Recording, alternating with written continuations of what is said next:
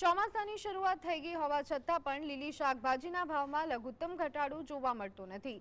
ત્યારે લીલા શાકભાજીના ભાવ આસમાને પહોંચવાથી ગૃહિણીઓના રસોડાના બજેટ ખોરવાઈ ગયા છે। અમદાવાદમાં તમામ શાકભાજીના ભાવ 100 રૂપિયા કિલો પર છે। જો ટામેટાની વાત કરીએ તો હાલમાં 80 થી 120 રૂપિયા કિલો ટામેટા મળી રહ્યા છે। ફ્લાવરનો ભાવ 120 રૂપિયાથી 140 રૂપિયા કિલો છે। ભીંડા અને કાકડીના ભાવમાં પણ 80 થી 100 રૂપિયા કિલોએ પહોંચ્યા છે। બટેટા અને ડુંગળીના ભાવ પણ 40 થી 50 રૂપિયા કિલોએ પહોંચી ગયા છે। તો આખરે જે રીતે શાકભાજીના ભાવ આસમાને પહોંચી રહ્યા છે ત્યારે ગૃહિણીઓના બજેટ ખોરવાઈ રહ્યા છે અને ગરીબોને તો જીવવું જ કપરું સાબિત થઈ રહ્યું છે। ગરીબોની કસ્તુરી ગણાતી એવી ડુંગળીના ભાવ પણ વધવામાં બાકી નથી રહ્યા, એટલે કે ડુંગળીના ભાવમાં પણ વધારો થતા આખરે ગરીબો જો ખાય તો શું ખાય તે સવાલ અત્યારે હાલ આવી અને ઊભો રહ્યો છે।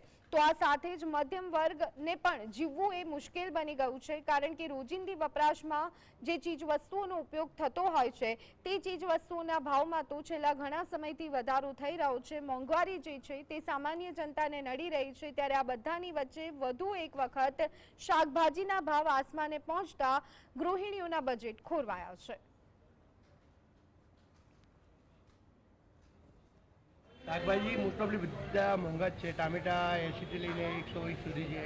પછી જે બહારગામથી ફુલાર આવતું હતું એ બી અત્યારે 100 થી 120 રૂપિયા કિલો વેચાય છે।